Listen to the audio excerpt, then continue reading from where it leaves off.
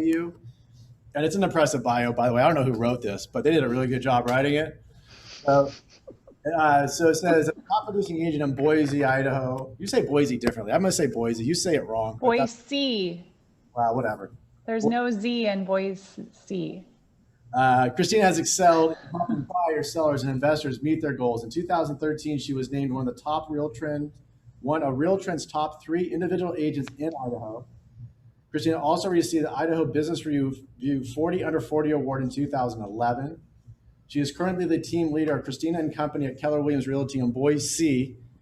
The team is ranked in the top 20 teams in Idaho by Real Trends. Her team has closed over 1,300 transactions. 91% of her team sales.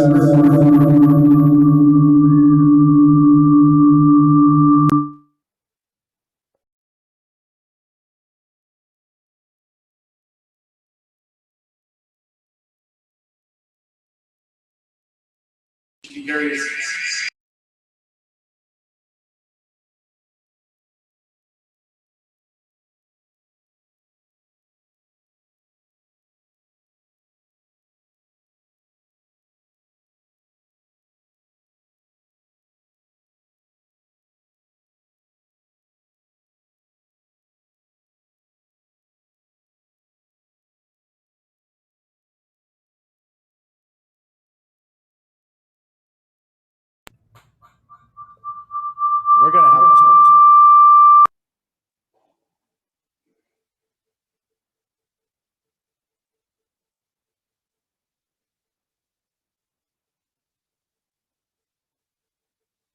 Maybe try, what's your assistant's name's desk? Could you go sit at his computer?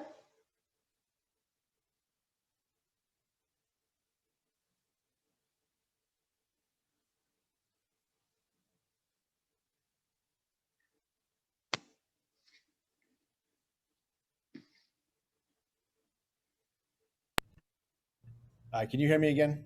Yeah, it works. I'm gonna do this a little bit different so that the crowd can hear you, and I just won't be looking at you on this screen. Oh, that's fine. I'd rather look at these guys. That looks better. You all hear her. Why don't you scoot in so that you can? All right. There we go. I have a referral for you, by the way. It's coming. You guys are the best. All roads lead to Sacramento area. Thank you. At least Sacramento to Boise. Yes. All right, cool. Well, sorry, you missed part of my intro because I went on mute there for a second. But thank you for coming in. I know you're a busy lady, and I appreciate you always being willing to come in and share with us. When we connected and invited you to come back in on this, we wanted to kind of pivot and change the conversation over to work-life balance. What it's like to both run a big business and be a wife and be a mother. And I know that that's a passion of yours. So before we hop into questions, like I said, I read your bio. What else do you want the people in the room to know about you? I don't know. Hi, everybody. I just first wanted to say thank you to all the agents in Roseville, Sacramento. What are the other cities around there? All of you guys, just all the people in Sacramento area, because there has been a huge migration from your area to mine, Boise, Idaho. And we closed 40 agent referrals last year. And I think like 40% of them came from all you guys. So thank you very much for changing our life. Wow, that's awesome. That's awesome. So for anyone in the room who hasn't worked with Christina on the other side of referral, do you want to kind of just tell them how you communicate with the agents on the referring agent coming in? Because you do something different that I haven't seen anybody else do. Yeah, that's new to us. So I used to just entrepreneurially handle agent referrals, and not many of them closed. Like I dropped the ball or the other agents dropped the ball, and it's both of our fault, right? In order to earn a 25% referral fee, I think we have to do work on our end. And so the first thing we do is when a referral comes out, we send an expectations email to the referring agent and we say, hey, this is what we expect of you. Like we need you to tell us when you know your friend is, moving forward faster, or moving slower, or not happy about something, or they've changed their mind about the timing. Like what you guys know more as the referring agent. So we send out an email of what you can expect of us and what I can expect of you. And because sometimes I feel like a referral feels like a lead instead of a referral. Does anyone feel that way? They're like, oh yeah, like someone from Facebook just said they're moving to Boise, and then I call them and they don't even know who I am. And why should I ever pay 25% for that? Like that kind of blows my mind. And same, I've done it too on the other side. Like as the referring agent, we have to work and earn it. So it just sets the stage on what we expect to create that win-win. And then we actually get our referring agents paid. So then we update everybody every 2 weeks. We use referrals on KW Command, and then we have an Excel spreadsheet because we get a lot of referrals from boutique agents. We have over 300 online reviews. So random realtors are starting to call me with referrals just from those reviews. So we have to keep track of everyone differently. And we just send updates every 2 weeks or ask for updates if we haven't heard from the referral. And then we update the referring agent when we're under contract, when we're 1 week from closing. Anyone lose track of a referral check before besides me? I'm here to go unattached. I just cash them. Yeah, Scott, don't you guys get like tons of referral checks and you don't know where they're supposed to go in your office? Honestly, we have a bunch of accounts payable. We just don't know who to pay them to. Yeah. So that's a big problem. And I didn't realize it until like last year.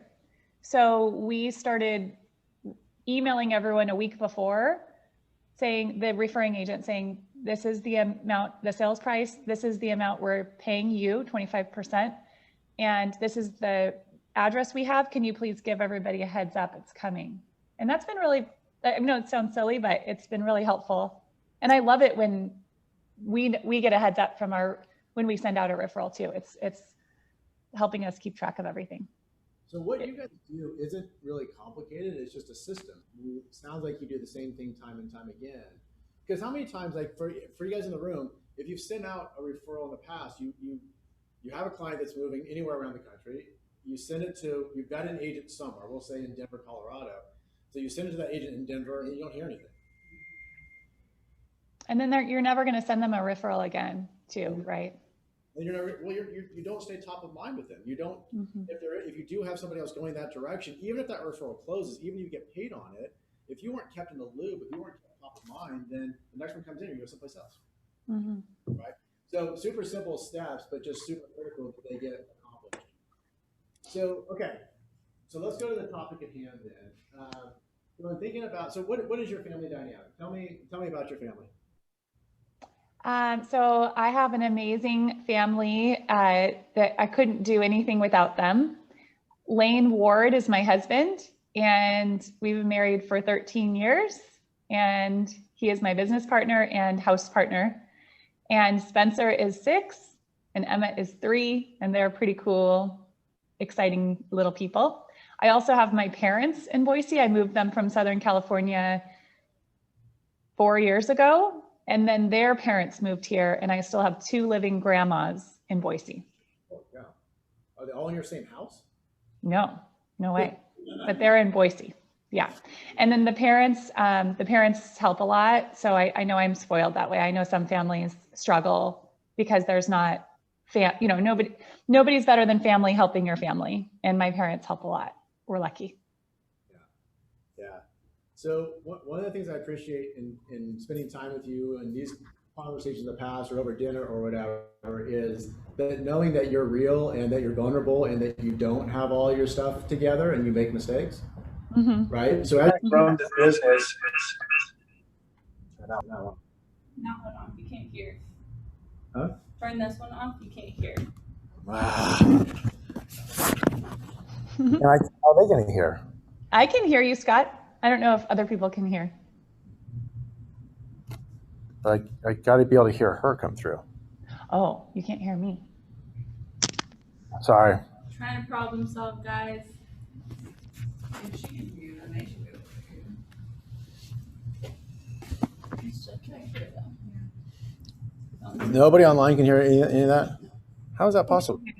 I could hear you, or can people not hear me? I can hear you. Yeah. Brandis, could Brandy. could you hear my conversation or not? Yes.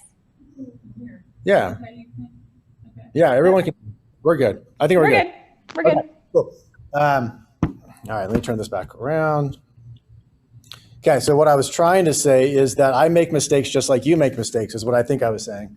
But as you've gone through and you've grown this team and grown your production, I'm guessing there's been some trial and error along the way. So what are some of those pain points that you've experienced as you've grown? So I'm a recovering perfectionist, and it still haunts me on a daily basis, although it starts with awareness, right? And there's a really great book called What Got You Here Won't Get You There. And that was huge for me. I'm sure there's lots of very successful agents listening today, but we're still struggling, right? We're successful, but we feel like we're failing. And the book is just what it sounds like. It's just very successful people that hit a ceiling of achievement. And I've learned to fail through and embrace the failures instead of obsess over them. I could spend a lot of time obsessing over doing something better or making somebody happier. I used to and still struggle with wanting to please everyone and wanting to say yes to everyone. And I realized that when I was saying yes to everyone else, I was saying no to my health or no to my mental health and definitely no to my family. And so I have to take on the tough client that had all the red flags, right? You guys have all done this, right? You knew you shouldn't work with this person for XYZ reason, and then you still do. And then later you go, okay, I'm not going to do that next time. And maybe you have to fail 2 or 3 times. I don't know about you, but I have to fail a few times. And then I realize that there are people I can say no to, and the sooner I say no, the better, right? I have an associate that's going to be perfect to work with you, and I'm going to have them call you right away based on your area, based on your criteria, expectations of your realtor. This person's a really good fit for you. And just saying no. I also say no to anyone that wants to meet with me, besides you, Scott. So when somebody wants to meet with me, I don't have time for that anymore. And I do need to exercise though. So I ask if they'll go for a hike with me. So I only do meetings and hike at the same time. And they have to meet at my house, and we hike from my house. It's super efficient. Okay, wait. Okay, but let's go back to you firing clients, or you not taking on clients for a second. Yeah. So let me ask you, was that because you got to a place where you were so busy, or did you make that realization before you had the abundance part? No, of course I took every client on. I just didn't have any money, but I also didn't have a family. And so it's just, and I think it's even with buyers, I want to work with all the buyers. Buyers are way more fun than sellers. Well, no, maybe not right now, maybe not today, but usually buyers are more fun than sellers. And so my best friends called me last week and they bought a house with Tracy on my team. And it's just easy. I know that I could have taken them on. I know it would have been fairly easy, but Tracy's better than me. And my time is needs to be spent with the family. So I guess I just through success and failure have started to say no. And then it's also creating that list of criteria. Like, who do we say no to? And it's getting really clear before you get the call, because I don't know if anyone's like me, when you get the call, you just want to help. I just want to help everybody. But if I have like a criteria of a certain price point, a certain area, a certain, even the way that they answer the questions. I just had someone ask, they asked me to pay for staging and I just kept saying no, and I still got the listing. The other agent said they pay for staging, and I said I showed them our value proposition. I showed them I sell more houses than that agent and I make them more money. And then I could have lost it, I know, but I just have to say, I would have walked away from that deal if I wasn't going to pay for staging just because someone else said they did. Okay. So there's people in the room that are on teams, or that are building teams or have successful teams, and plus online. So you talked about having that kind of criteria on which ones you're going to work with and which ones other people. But how does that script go so that your best friend doesn't feel like it was a pass off to somebody else? Yeah. So my friends called last week and they said they want to buy a house, and they even found the house, right? And they're my bestest friends in the world. And I said, awesome. You've heard of Tracy, right? They're like, oh yeah, we've heard of Tracy. Yeah, she's #1 buyer's agent, Keller Williams in Boise. She's the best. She's awesome at negotiation. She'll hold your hand through the whole thing. I'll be right there with you along the way, and you're in partnership, but she's your boots on the ground and she's amazing. And I just say it right away. There's no showing them the house. There's the no, oh my gosh, I get out of there as fast as possible. And then because they are friends, I check in. So I check in with all of my pendings, all of my buyers and sellers on Thursdays. Every week I call everybody. So you're not the lead agent on the transaction, but you're calling to check in with them on a weekly basis just to see how things. Yeah, I tried to call, check in at certain points of the transaction, but that was harder for me than just to have a time block where I just go through the whole list. I just call, and there's no agenda. I just call a check in on everybody. Okay, awesome. Anybody in the room have any questions about that or any fear around that kind of a dialogue? Do you tell them you're at the beginning, hey, bestie, I'm gonna call in and check in with you every Thursday? Do you set that precedent up front? Yep. Yeah. And also, the biggest difference between the pass off is the person, the who, right? When I had an average buyer's agent, even if I said all the right words to pass them up, it didn't work. They felt that energy. It's when I found the talent and trained the talent. And I literally believed in my heart, minus my words even, my heart says she's the best. Like she really is the best, better than me. Then the pass off is easy. I've never gotten a buyer back. When I had the wrong talent, I got buyers back all the time. Okay, awesome. Any other questions around that? Because I think that's something that a lot of us struggle with, is that we want to hold on so tight because we either think we are or we are the best person for them. Mm-hmm. But if you get rid of that pass off mentality, because if you have the word pass off in your head, then your clients are going to feel the pass off piece of it. Yeah. But if you continue to believe that you have the person. And I call it a pedestal. In my head, it's called a pedestal speech. So I'm putting my person on a pedestal. And then throughout the transaction, we're selling each other too. So what that looks like is the transaction coordinator gets the deal, and they look over the contract, make that initial call and say, wow, Christina negotiated a great contract for you. She's the best. Or, oh my gosh, I can't believe that you guys got, that Tracy got these 3 repairs. We're not seeing any repairs right now. She's an incredible negotiator. So we're constantly talking about how great the team member is, so we don't ever have to say it. I'm gonna turn that one off. Okay, cool. So let's talk a little bit about kind of a day in the life of Christina then. So what does your schedule look like? You got a big team, you got little ones that probably sports or have some amount of time they want to spend with their mom. So what does your schedule look like?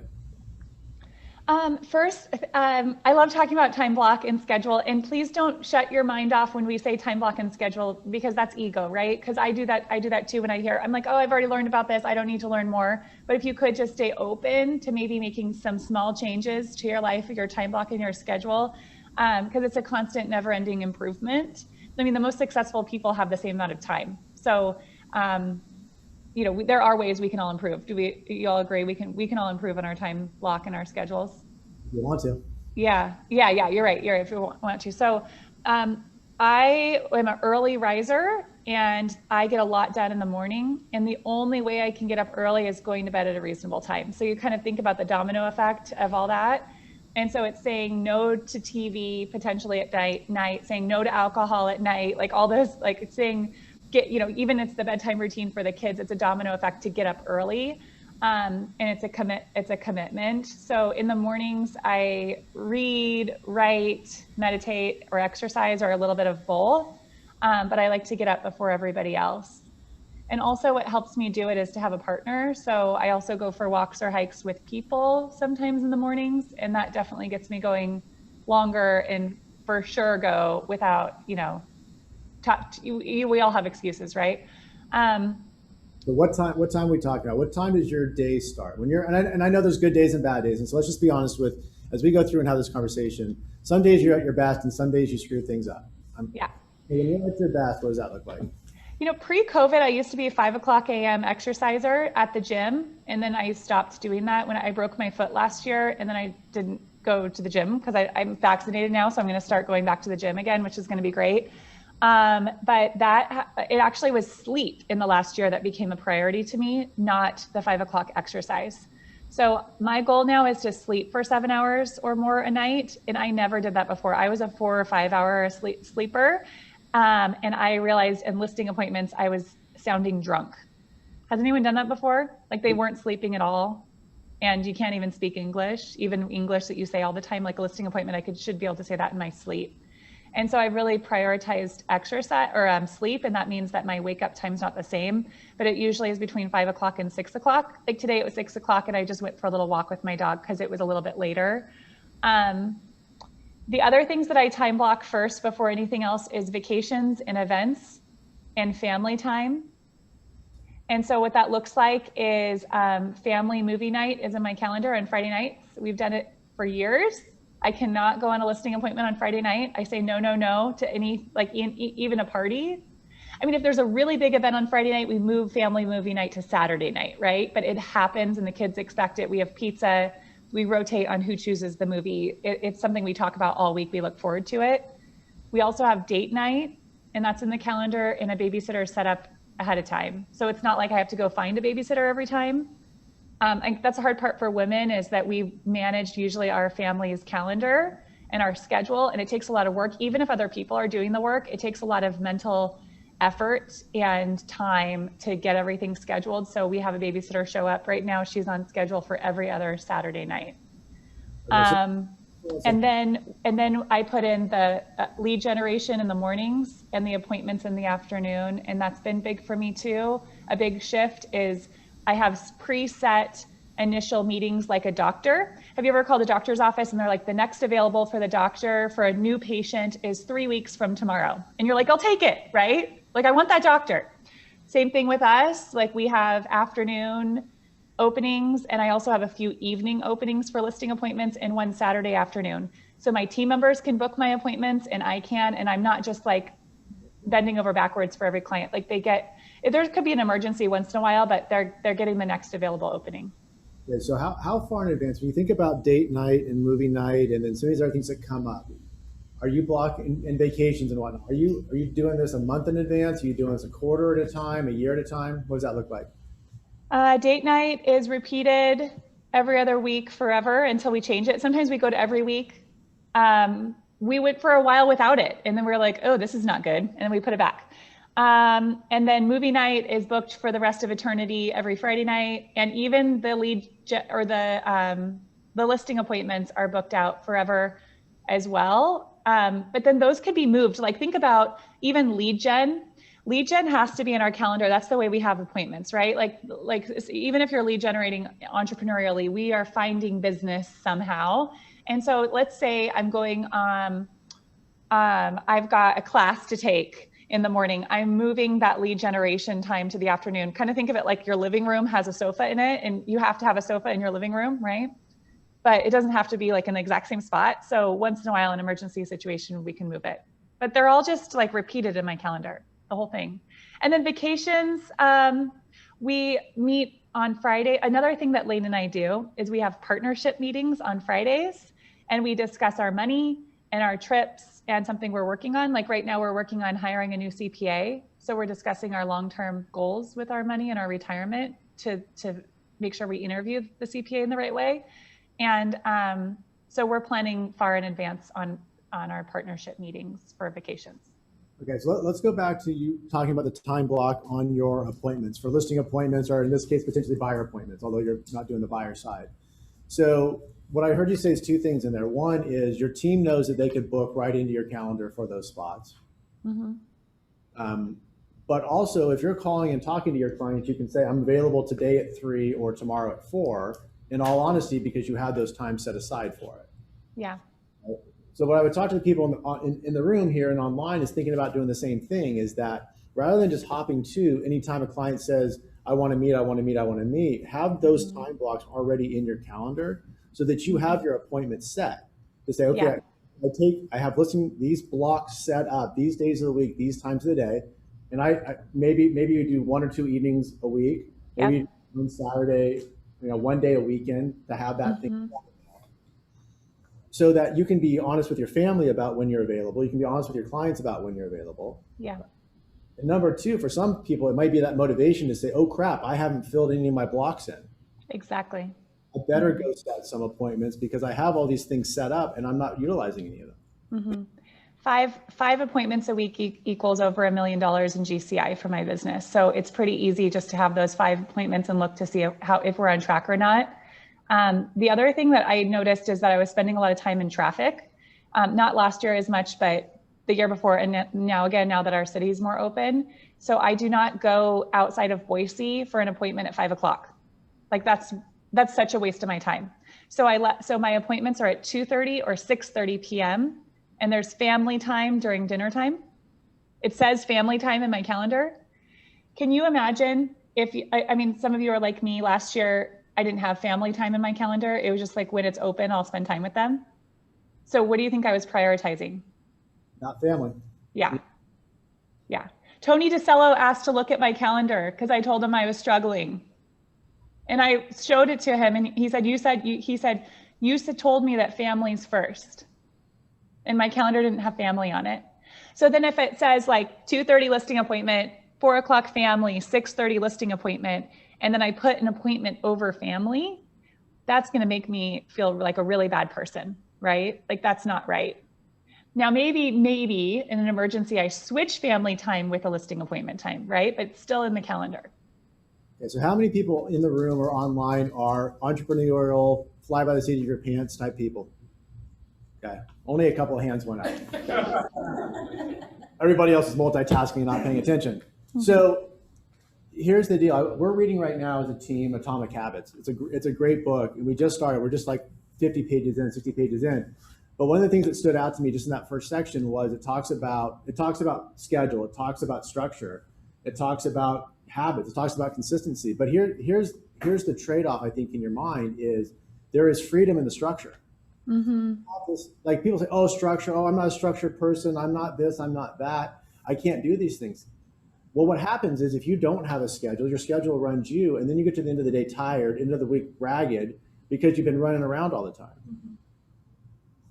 If you could get to the spot, if you chose to get to the spot of being disciplined and having these blocks set in there, then how much time do you get back? How much more freedom do you have in the structure, right? Mm-hmm. It's not like budgeting your money, yeah. Yeah. All right, sorry. This is about you, not about me. So this is great. Okay, so I think you kind of hit on this already, but just thinking about the prioritization, because you kind of said in there, using other words, what you erase, you have to replace. You can move some things around on the schedule, but how do you prioritize that? Yeah, I think we kind of went over the priority of putting in the family and vacations first, and then the business around that. But the other thing that I've learned to prioritize as my business has grown is who I'm going to call, because I have set lead gen time. When I was building my business, my lead gen time was 5 days a week for 3 hours in the morning, and that is how I went from like 5 or 10 transactions to over 100, was because of lead generation to this sphere of influence. And now past clients in SOI, and now I just don't do that. Like I coach people on Wednesday mornings. Like I coach women.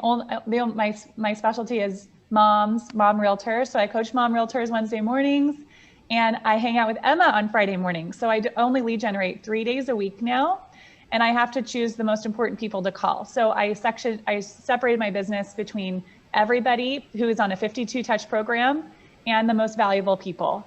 And MVPs are people that go out of their way to refer us, and they've referred us time and time again. They've come back to us over and over again. So that's 250 people that I call instead of the thousands. And the 250, what's the frequency that they're hearing from you on the phone?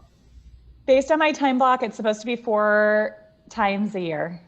And I don't know if I'm hitting that, but that's the goal. Okay. But if you really to break that down, 250 people calling on a quarterly basis. If you broke that down to how many calls that is per day or per week, it's a really manageable number. Mm-hmm.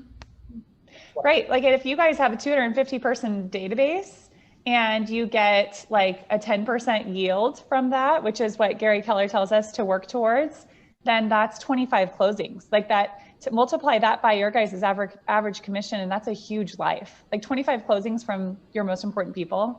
Like that's, if you talk about an efficient business, that's efficient. You don't have to chase down those leads and follow up on them a million times. They're repeat and referral business. Like that's super. Leads on a platter, I call them. They're the best. Ready to go. The goal is, so the industry average would say something like 6% of your database would choose to use you if they knew that you wanted to work with them. The goal moving towards 10. So what if you have 100 people, that should be 10 closings a year. If you have 200, that's 23, do that math. Mm-hmm. So you can back into the number of people that you want to work with. Mm-hmm. Like you said, these are listings on a platter. These are buyers on a platter. These aren't the ones probably you're competing for. These are the ones that when you show up, they've already decided to work with you. Right. The speed of trust is so huge with referrals. Like some people look at my business and they go, that's complicated, but it's not. Like when I get to just hit the ground running with people, like I met with my grandpa's fraternity brother last night and signed a contract from the 1950s from University of Southern California. Like I would much rather do that all day than try to convince some Zillow lead. I've never paid for a lead. Like that's ridiculous. I don't want to sit there and sell to somebody. I already had a trusting relationship, a long-term relationship with this family because of my grandpa. Okay, so this is on years and years of doing this. So again, like it used to be 1,000 people that you would contact consistently. Now you have that down to 250. So it doesn't matter where you guys are right now with your database. Maybe you only have, maybe you've never even looked at your database. Maybe, like I hope not, but maybe. But whether your number was 50 or was 100, what would it take for you to get from 100 to 200 or 200 to 250? Right. So whatever the number is the number. But the power of adding an additional 10 people or 25 or 50 people over time then and having those results could be life-changing. I mean, every closing is worth something like, I don't know, $12,000, $15,000. So what if everybody takes their database right now and multiplies it by 10 to see just if everyone could guess what is in their database, how many people? And these are people that you know them and they know you. They're your Mets. So not a huge database. If you've got thousands of people that are like from open house leads, that's great. But like people that know you and multiply it by 10% and then multiply that by your average commission. What's that? $15,000? 12. Okay. And then also take your actual, like how many you closed, and then subtract how many you should have closed by your actual. Is everyone still with me? Go back one step. Mm-hmm. So subtract out what you should have closed, okay? And then see how much money you lost. Anyone want to share how much money they lost? Oh, your connection's starting to break up. We can't hear you any longer. I mean, that's when it gets real, when we're like willing to start making calls, right? You're like, oh my God, I could have made $1 million last year. Anyone got $1 million one? Or $100,000 even? Christina, mine was $2.2 million in transactions. Thank you for sharing. $2 million. So go home and tell your family that you lost $2 million last year. Yeah. I live alone, thank God. Oh, it's Elizabeth. Is that Elizabeth? Go tell your kids that you would have taken them on a rad vacation if you had made those $2 million. Even your adult kids. That's funny. All right, we'll let Elizabeth off the hook. We'll go. So I love that conversation. Let's go on to another topic. And you had shared this with me before about how you've gotten leverage back in your home life with hiring other people to help with things outside of real estate. Yeah. So, tell me more. Okay, so hiring people at home is a lot cheaper than hiring people at work, I think. And here's why. When you hire house cleaners, landscapers, even someone that brings you food, picks up your laundry, when you hire people like that, you can fire them immediately. You're not I do feel bad when I let go of somebody, but you're not in a long-term relationship where you have to train them like a personal assistant or an executive assistant. And so if anyone hasn't made any hires yet, I'd really recommend to start with home. Like if you're feeling really busy and you like work, hopefully you do, because this work's too hard to not. You guys should like it, right? Then leveraging out home first is cheaper and easier. So what we have leveraged is, the biggest thing I think is our nanny. Because I have a nanny. If anyone is hiring a nanny, I have a great expectations agreement, and our nanny had some strong expectations of what they do at our house, and one is to be the mom. And what I mean by that is, I don't know about you guys, but when I'm taking care of my kids, if I have a minute, I'm going to do a dish, I'm going to do some laundry, I'm going to, you know, tidy up the house. And it really hurts my feelings when I get home and I have a disaster of a house and I worked all day and then I just have to clean my house instead of be with my kids, and someone else got to have fun with my kids. So I have really strong expectations for the folks we hire in our home. But I think that that also could be, if you don't have kids, that could be used in different ways. But yeah, my recommendation is if you're tight on time, then look at the people you could hire for your home first before you hire that personal assistant or executive assistant. Okay.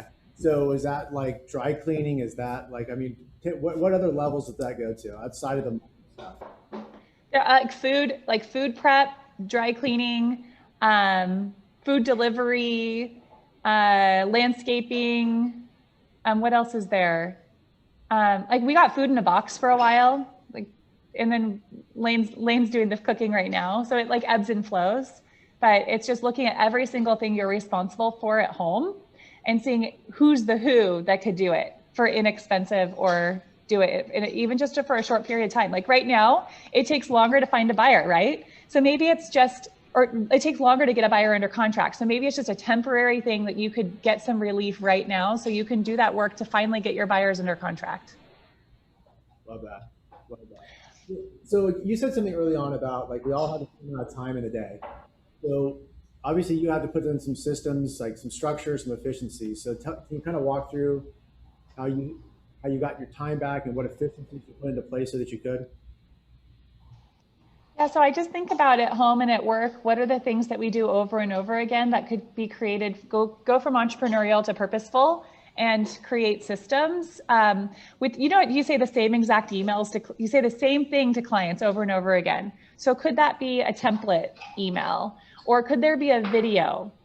Like there's videos throughout our transactions, like here's what's happening now, here's what's happening next. And it took a while to create, but it saves us so much time from that communication, but it still gets that personal touch that we want for our clients. And then same with at home.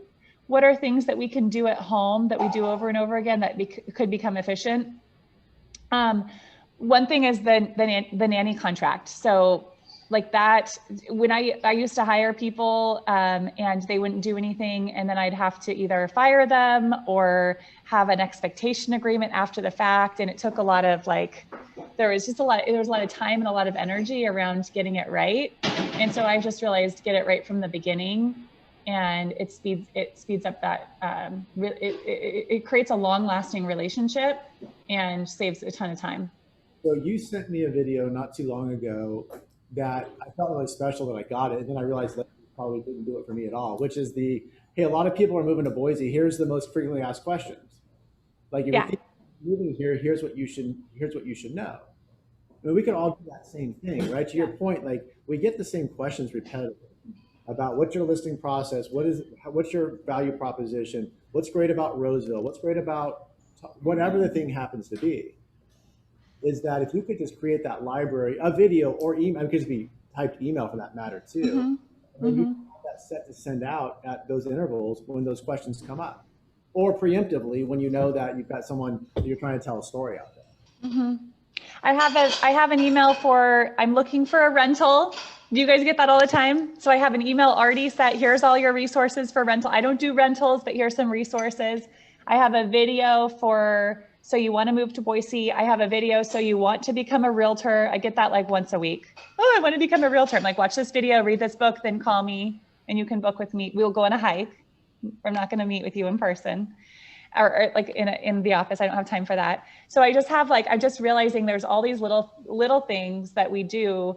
I have a video for buyers. Like you're going to compete. You are, get ready. Make sure you got your ducks in a row, like all of those things that I pass off, that I help my buyer's agents are struggling right now. So I'm trying to find little ways to make their business more efficient.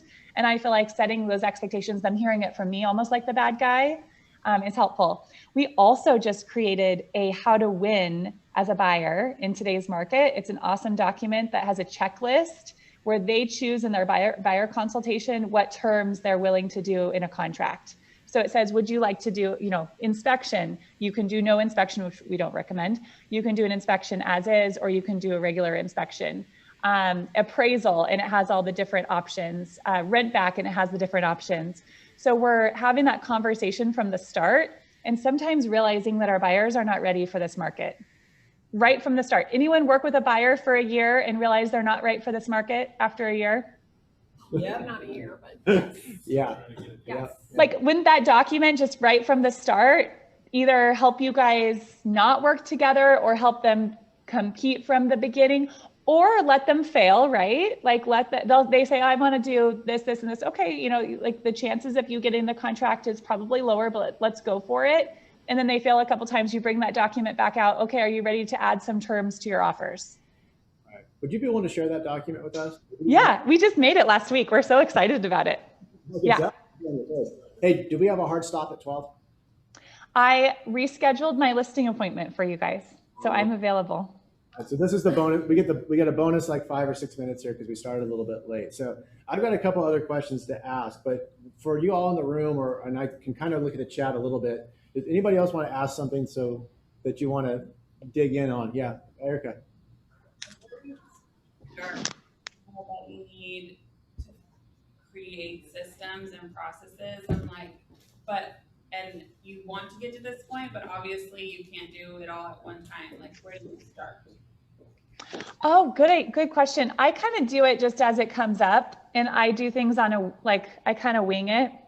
So first, it's to not be a perfect, try not to make it perfect, and just create it. So it was a breaking moment where I got another call from another person wanting to be a realtor. I'm like, that's it. I don't have time for these people. I'm creating a video, and I just did it.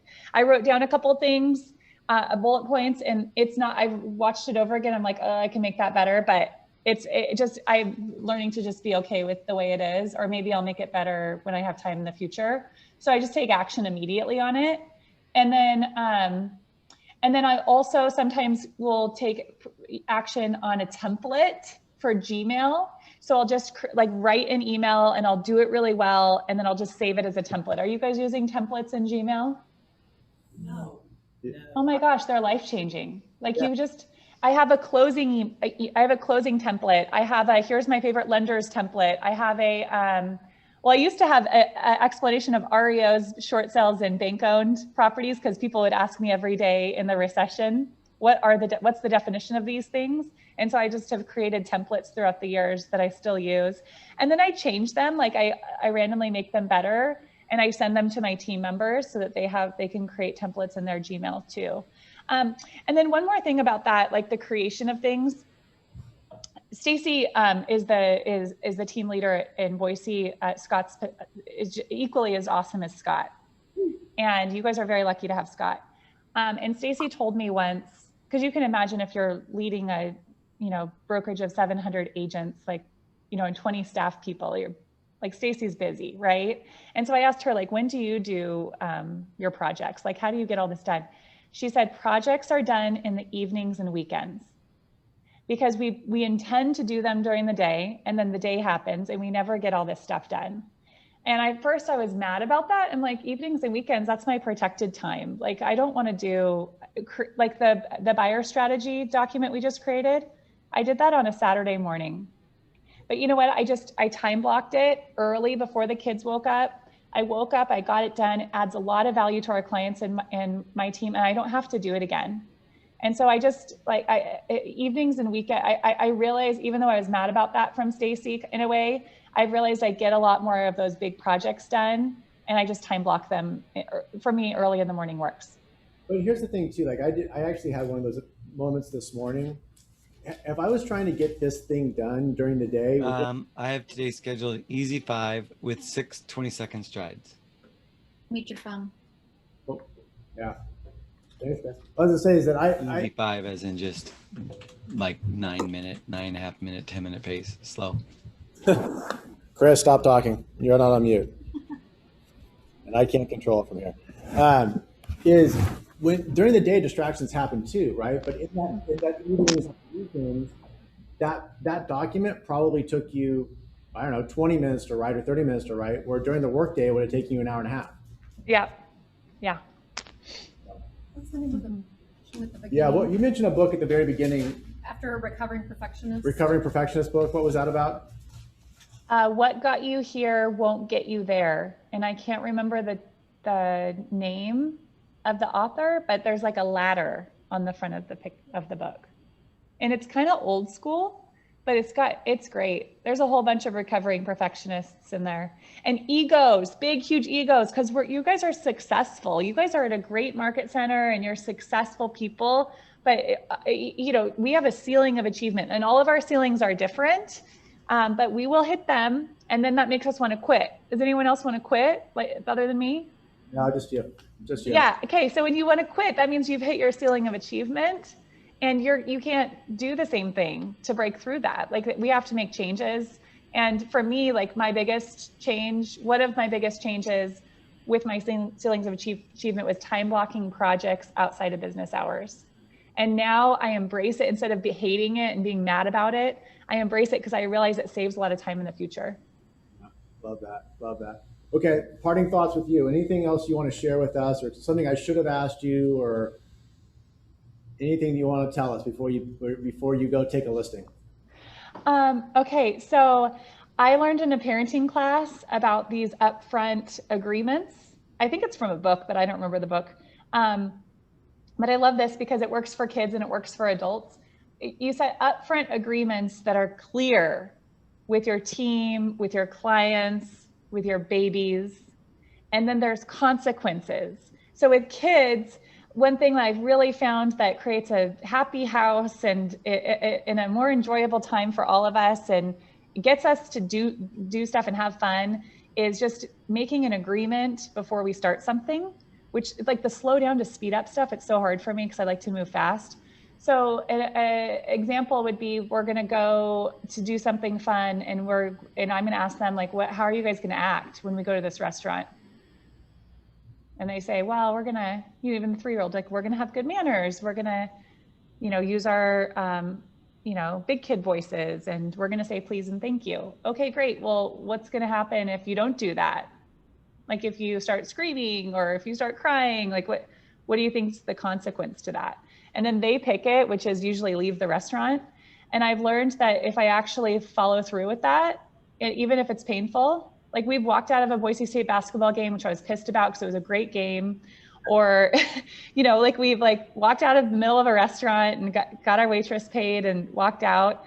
But like, following through with the consequences, which we can do with adults too, lays a really strong foundation, and it saves a ton of time, and it creates a really happy, positive environment. And it's hard to do. It's really easy to say, but that's totally changed my life at home and at work. I can just picture that. You're driving a buyer in your car to go show houses. How are we going to act on this one? We're gonna wear masks. Are we going? Are you? Yeah, you're not. You're going to wear a mask. You're not going to touch anything. The house. We're going to leave it. You're not going to stay in the house for 30 minutes, and you tell me how much you hate the house. We're going to walk in. We're going to walk right back out. Clear. I mean, and everybody loves clear expectations. Like, that's a really funny one, but like, grown-ups like clear agreements and expectations, and it takes time to set those and lay that strong foundation. But that clarity creates a really great relationship later. And it's worked wonders with my kids. They're like, and I saw my friend do it. Like, we are doing we were doing like a little party at my house, and her daughter, she had taken the same class that we took. And I watched it happen, and I watched her daughter start to, like, do what 4-year-olds do. And she just said, I just wanted to remind you of our agreements, and I'm going to start packing up unless you can choose to turn your attitude around. And she just turned it right around. But you could tell she was serious about it. Like, she was going to walk out, and it would have ruined her night, but then she's not going to have that problem in the future. Oh, wow. Love that. Well, hey, I appreciate you. It's always good to spend time with you. I've been looking at you at the same time. I'm just looking at a big screen. Like, here's what, like, I'm just looking at this, which is you up on the screen. So if it doesn't seem like I'm looking at you the whole time, it's because I'm looking at you up there. But I'm embarrassed. I'm on the big screen. Oh, you look great. And that's a flat version of Scott. And that, yeah, well, then I like the flat version too. That's cool. Where does that go? Just stays in the training room? it moves around. It gets decorated. Sometimes it ends up in the ladies' room, apparently. So it goes all over the place. But well, again, I know you're busy. I appreciate you coming in. That was super helpful for me. I think everybody in the room would say the same, and everybody online. So I will let you go take that listing now. When you're ready to hop on a plane and come visit, let me know. We'd love to see you face to face back in Roseville. So come down and pay us a visit. I told Elizabeth I want to go shopping. I went shopping there last time. It was great. I'm coming back. Well, she's here. I'm sure she'll take you. Yeah, she's promised me. Hey, thanks everybody. Thanks Scott for your support and your referrals, and thank you everyone for your referrals support. And it would really help me if you would message me on Instagram or Facebook and let me know that you took action on something or made a change, like with your time block or with your systems. If I know that this made even like a small impact on your life, that would make a big difference on mine. And because I learn when I share, and I just want to make sure you guys are learning too. Love that. That's super. Yeah, I love you. I love you close that way. So yeah, just it's that feedback. You're here, you learn good stuff. What do you do with it? Yeah, and then if you take action within 24 hours, you're going to be more likely to reach your goal. So I hope that you guys write one thing down you're going to take action on. Cool. Well, you're the best. I appreciate you. Yeah. Give my best to the family. We'll see you soon. Thank you. Bye.